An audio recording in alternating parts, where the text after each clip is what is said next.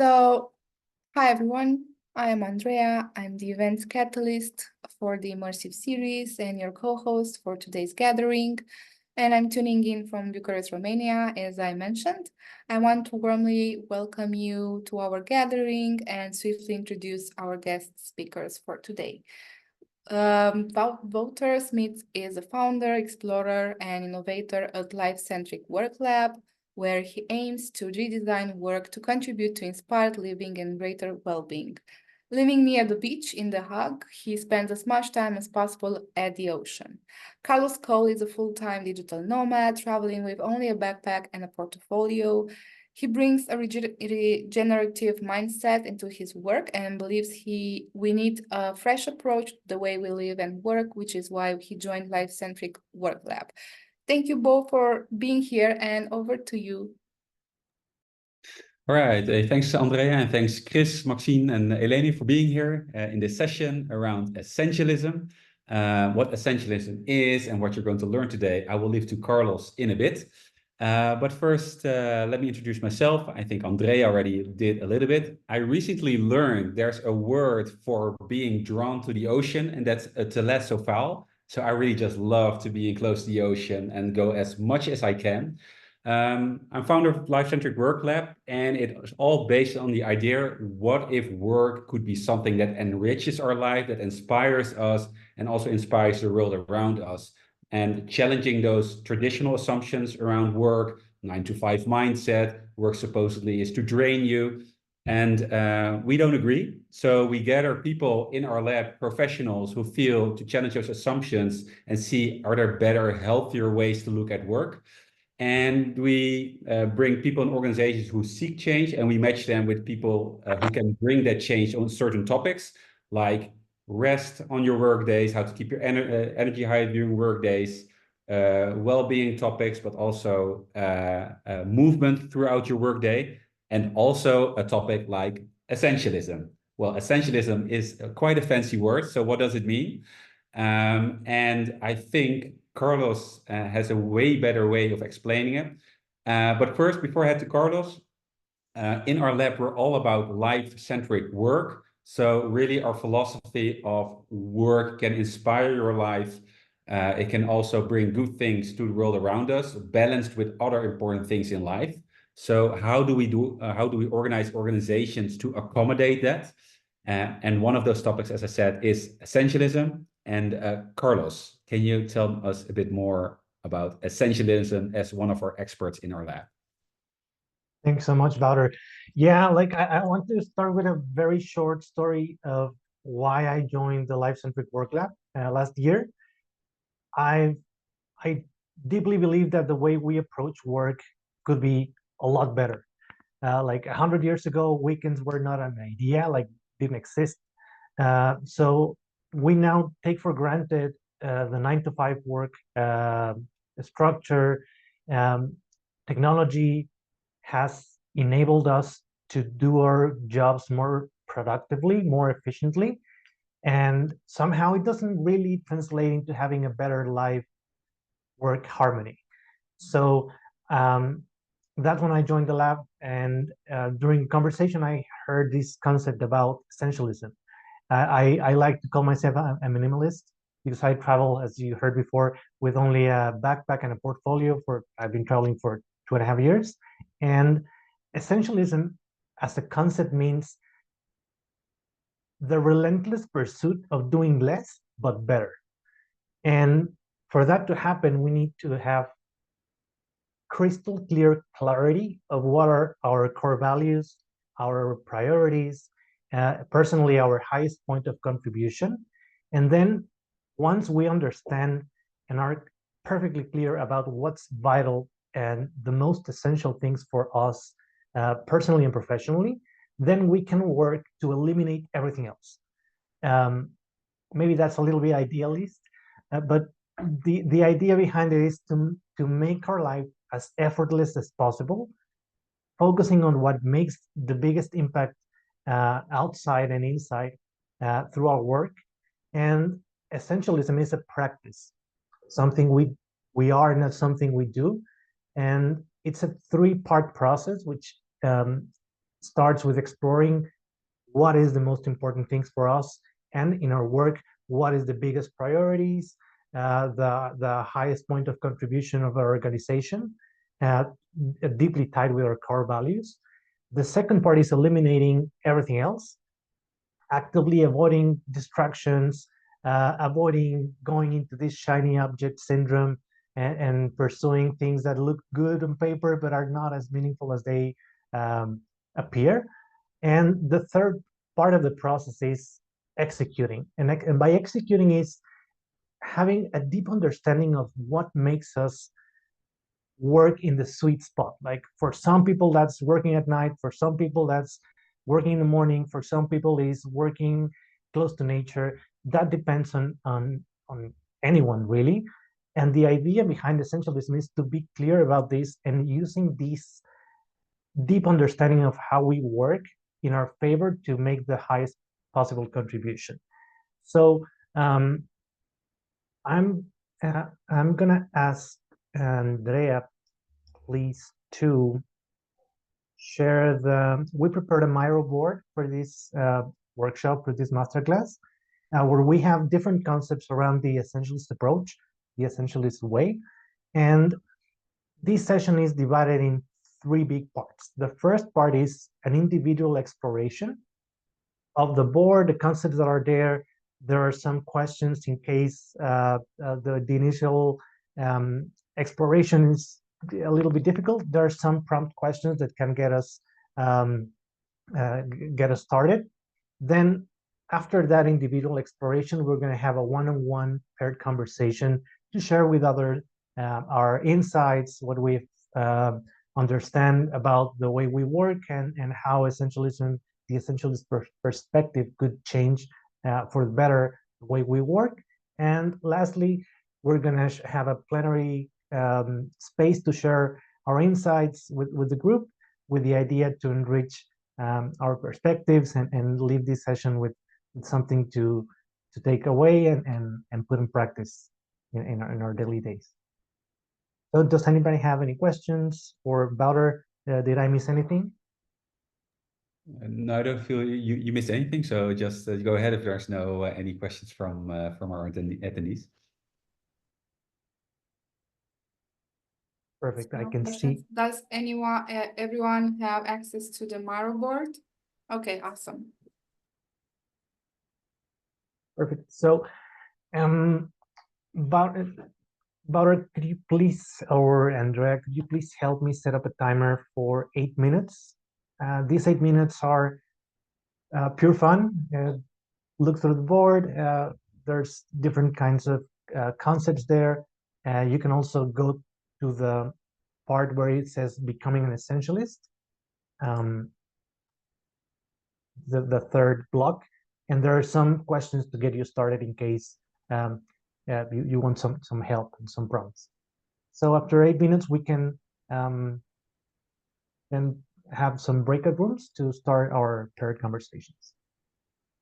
Yeah, and I think what's important for now is that during this initial 8 minutes, so just take your time to look through the box with what is essentialism and look at the questions below becoming an essentialist. So some questions to help you get started.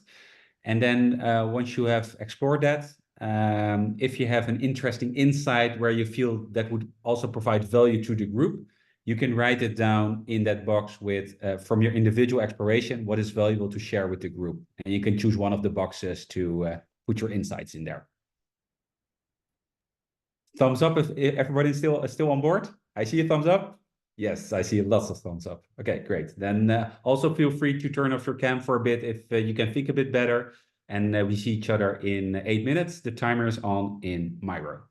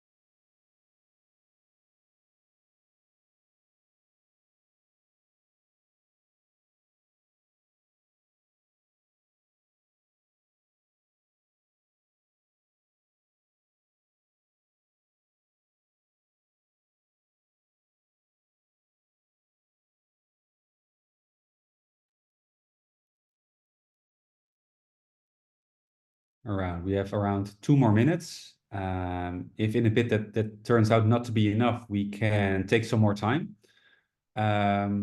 If you, we're also going to have one-on-one conversation a bit where we can go a little bit deeper into the concepts that are here. So don't feel concerned if you haven't got the time to cover everything just yet. So if you have any valuable things to share with the group from your individual exploration, feel free to share them in the boxes on the Miro board.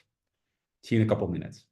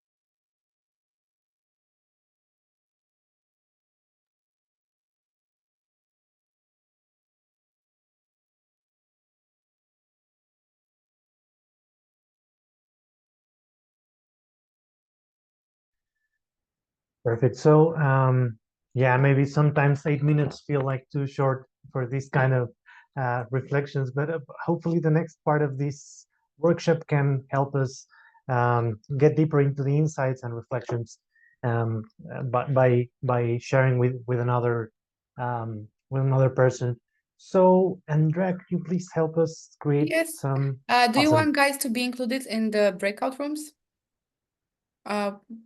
Carlos and Wouter? Or should I just include Chris, Eleni, and Maxime? I It's think just I think you can include us as well and see Okay. see how the conversation goes. All right.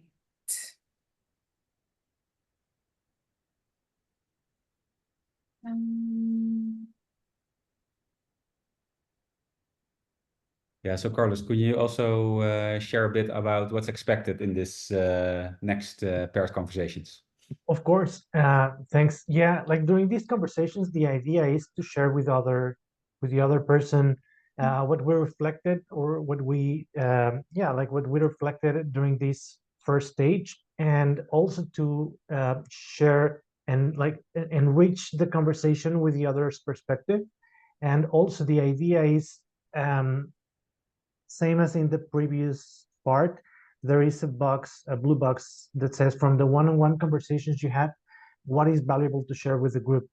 This with the idea that sometimes creativity comes at play when talking to each other, and the idea is to gather as much as we can from these sparks of creativity to share with a bigger audience. So anything that you feel called to share with others during your conversations would be greatly appreciated. I don't know if that was clear enough.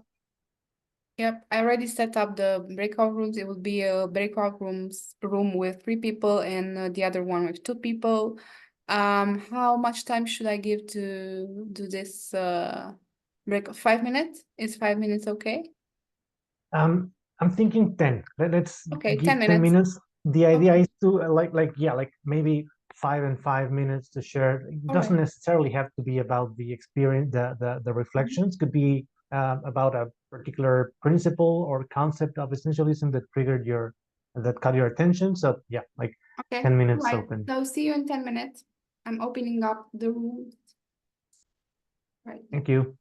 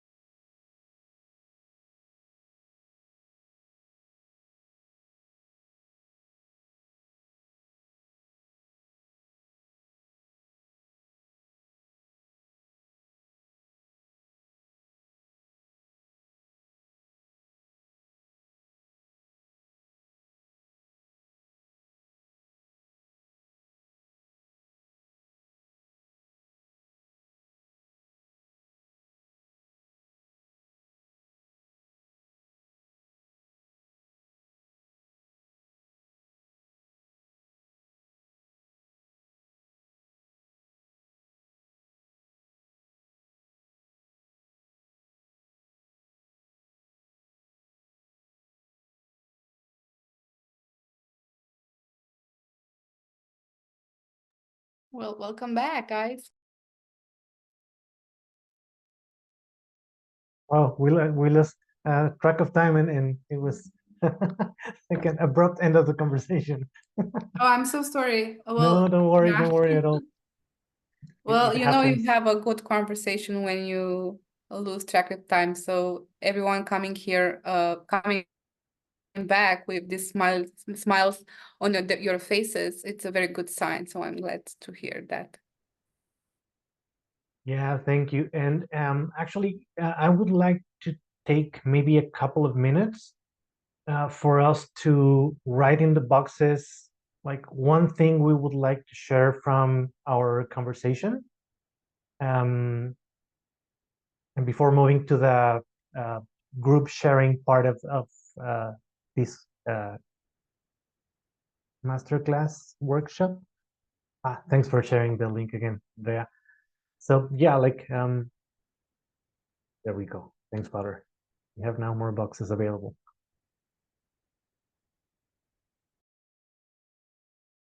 How much time do we have, Carlos, to do so? Maybe a couple of minutes. Does that feel right?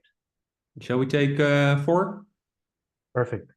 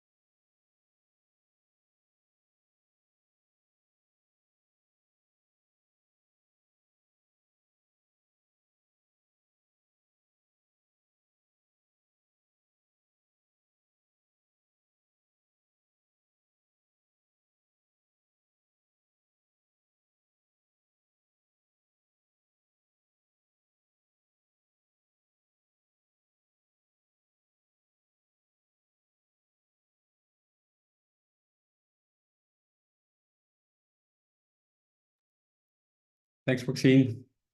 See you later. Thank you.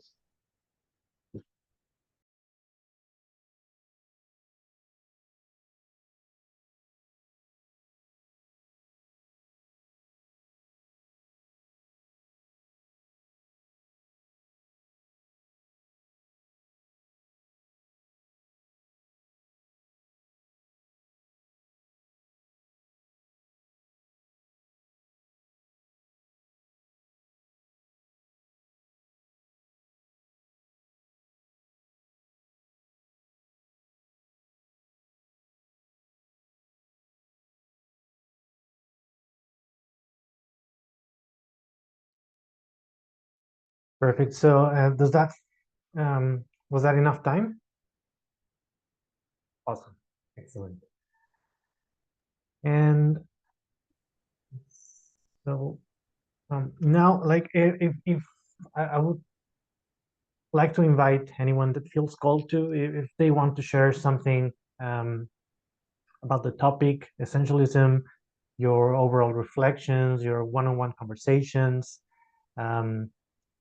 I don't know if anyone has something in mind to share.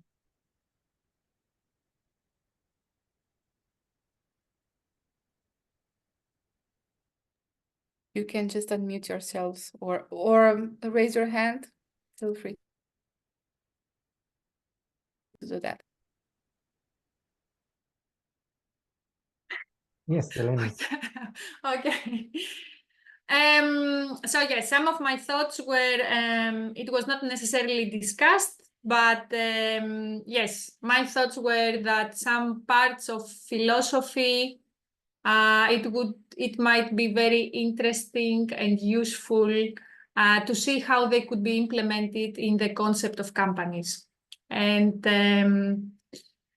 yes, because I think a lot of people, we are not even aware of a lot of things.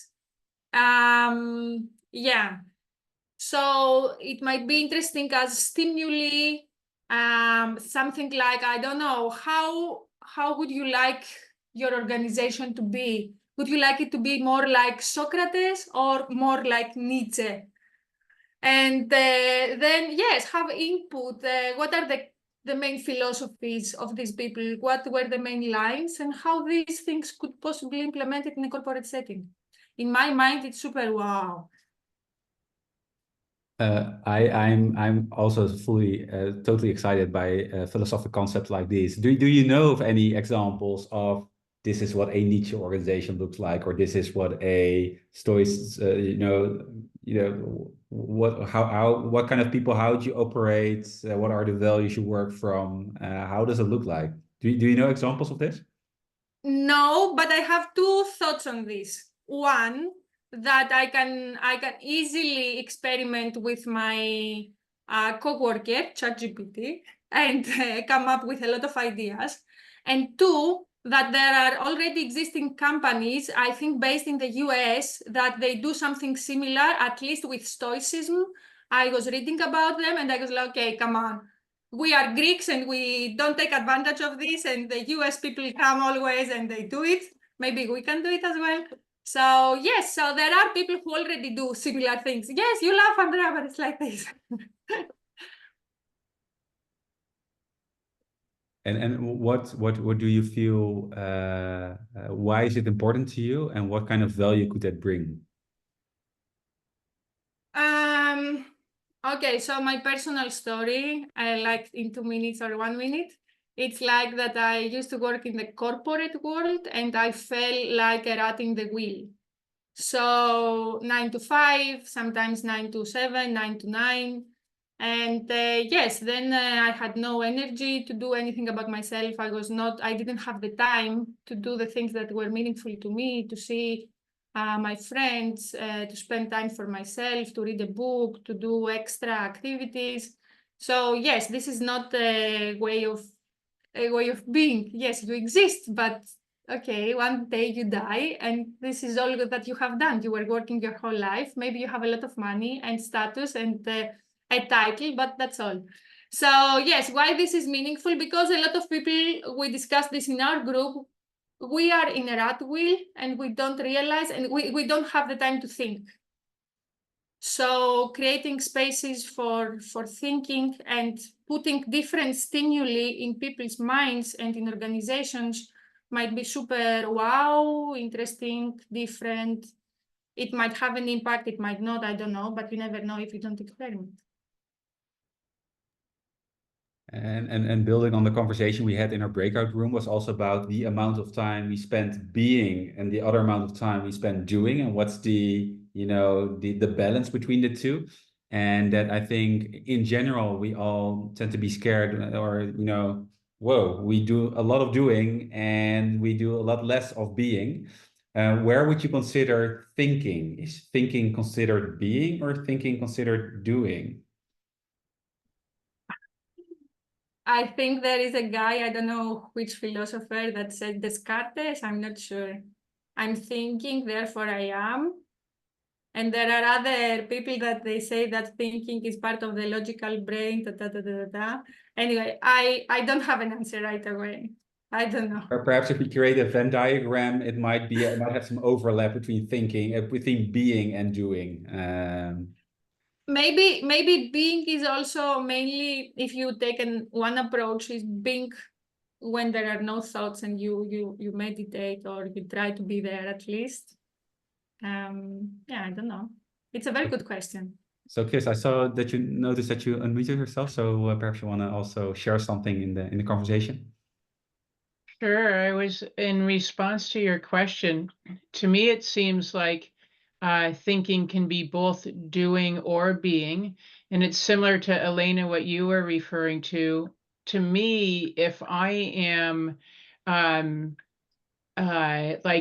like in a negative belief pattern or something like that, you know, sometimes I can be thinking and I'm just like, you know, like fear-based or shame-based or whatever based, you know, like, oh, got to figure out this, figure it out, wow, you know, and so it's fast.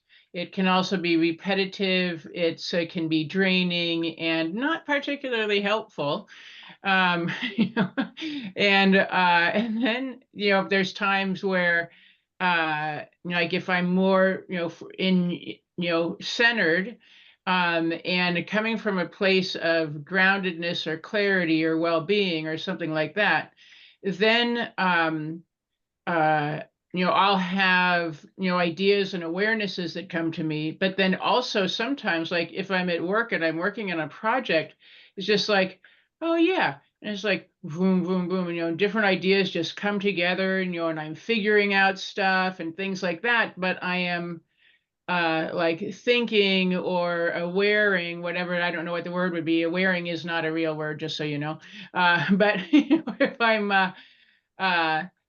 you know, and so I'm yeah, I'm like thinking or figuring things out or troubleshooting or whatever it is. But when it comes from a place of peacefulness and centeredness and stuff like that, and, you know, and connectedness, then maybe it's doing, I don't know. It's a very different experience for me than the kind that's like the you know.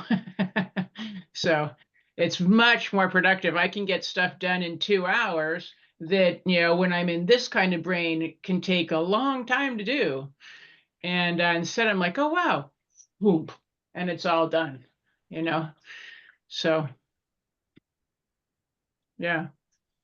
And then I would say something, oh, sorry, go ahead. No, I'm sorry to cut you off. No, it's okay. Then I was going to say, Carlos, you're in my conversation. You know, I was also talking about, you know, kind of the head stuff, or for me, you know, like the beliefs and the patterns that are in the way of essentialism, you know, around, you know, the lack of self-worth and the fear of impact and things like that. And you know, things often happen this way. It's like this class is perfect timing. And so I'm grateful because it will help me step more into, you know, more of an essentialist way of being. So thank you. Thank you too, and thank you. Sorry, go ahead, Carlos. Go ahead. I was going to say thank you for sharing what you shared, Grace, and your openness and vulnerability. Really appreciate it. Yeah, and in terms of limiting beliefs, the irony is, so what's fascinating to me is that, you know, together with Carlos working so much on this topic, so cognitively, I understand that working less hours can lead to better results. Sometimes working only 4 hours when I'm energized, and then I would be sustainably more productive if I go in the afternoon to the beach, or I go take a walk through the forest. I take space so that the next day, but I still feel compelled to stare at my screen for another 4 hours because that's the way we are programmed. And supposedly spending this time, presentism, is the belief system that we are more productive. So where I know that spending less hours, taking better care of myself creates better quality output, I still have these limiting beliefs in myself and these assumptions towards others, what they feel are the best ways to work. And it's really difficult to break them down and really internalize them because cognitively I know, but mentally and emotionally,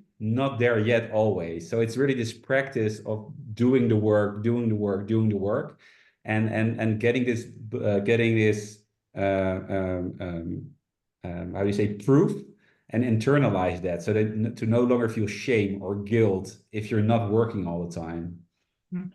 Well, if it helps at all, I'm in a new job since February, and I'm doing much more of the, take breaks, move, have like long lunches, things like that. And my work experience is very different from what it used to be, and also very different from many of my colleagues. I mean, I work from home, so that makes it easier, but I'll hear them be like, oh, I'm so busy. I'm like, blah, blah, blah, blah, blah, blah. And I'm like, great, and I feel like I'm in my peace pad or whatever, and I'll like get stuff done. And then I'll go and have this really nourishing, luxurious lunch. And then I'll come back and get more stuff done. And it is wildly different. Yeah. And so much nicer. So yeah. So you can do it. You can totally do it. I completely believe in Yeah. that. But so the last couple of years, I've turned it around the way you just mentioned. And one of the main things for me has been to go on regular walks throughout the day. And going on those regular walks, I sometimes call it walking a performance enhancing drug with 0 side effects, because you get way more clarity on priorities, what's not important, so you can get rid of a lot of stuff that's just busy work. That's one. And then walking, you get more creativity, you can make better decisions, you get more energized. So the time you spend working, you spend way better. So I always encourage people to walk all the time. Absolutely. Actually, I wanted to like circle back to something that Chris said and link it to one of the principles of essentialism in practice. So I said earlier that the third stage of this ongoing practice of essentialism is finding the best way we work and using it in our advantage. So I completely resonate and understand, because I work the same way. I am not good with consistency work, like 9 to 5, Monday to Friday. But sometimes, as you said, Chris, in 3 hours after apparently doing nothing, I'm thinking in the being space. And sometimes something clicks, and this awareing you mentioned comes into play, and just like I just spit out a couple of weeks of reflections, thoughts into a couple of hours of work session, and it's all there. It was happening in the background, it was happening in the being. So yeah, that's one way that essentialism can look like, and the idea is to get to know us better and use that in our favor. So thanks so much for sharing your thoughts and your insights. And I want to be mindful of the time. We are some minutes before the hour. And Wouter, I would like to give you the mic back to see if you have something to share. Do you also need to do a mic drop at the end, or how does it work?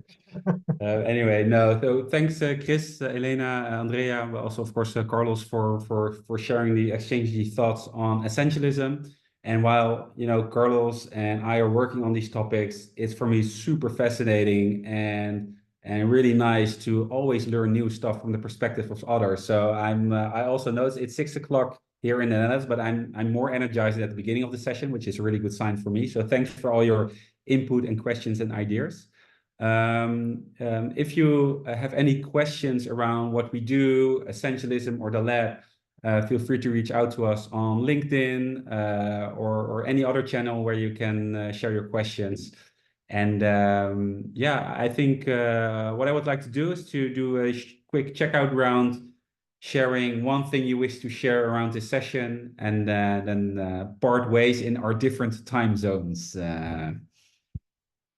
And interestingly, some at the beginning of the day and some at the end of our day. So, Elena, I saw you on mute. Would you like to start? Yes.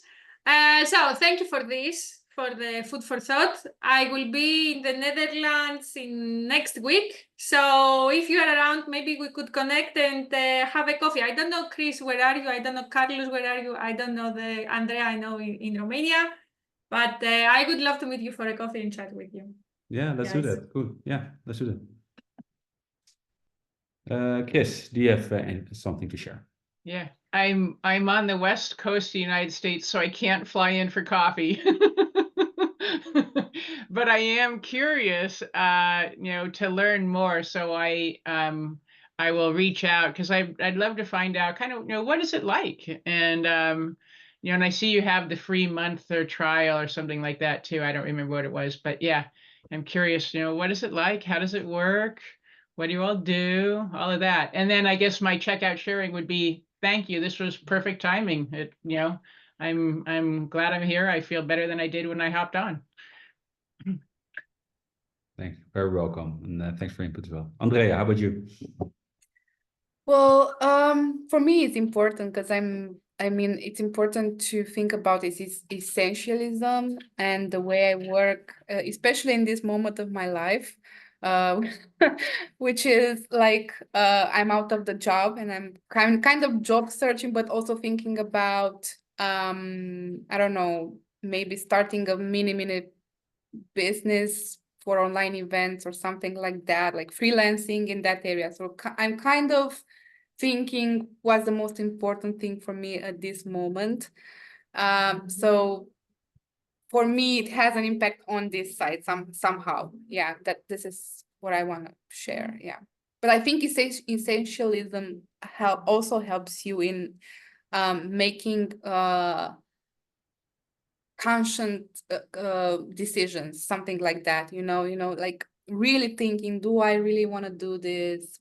For example, in the last week, even though I'm also searching for jobs, applying, thinking about my offerings, and I'm also organizing an event for next year, a personal project in collaboration with the location.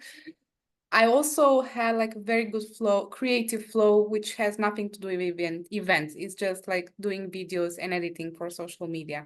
So I went on that flow it felt very nourishing, and it also helped me like unblock some of the things that I was thinking about. So yeah. So it's a bit of it's not very structured, but I'm kind of following the flow wherever it takes me right now. Yes. Give you space to wrap up as our essentialism expert, and then we can wave each other goodbye for now. Thank you so much. Well, thank you all for. Well, first I'm going to say I'm feeling humbled, energized, and grateful. It's always moving and humbling to see how the essentialist topic can make an impact and bring new perspectives and new ways of seeing the way we work and live in others. That's something truly inspiring and motivating, and grateful for all of you taking the time to share your insights, to participate in such an amazing event. Thank you, Andrea, for setting it up. And Wouter.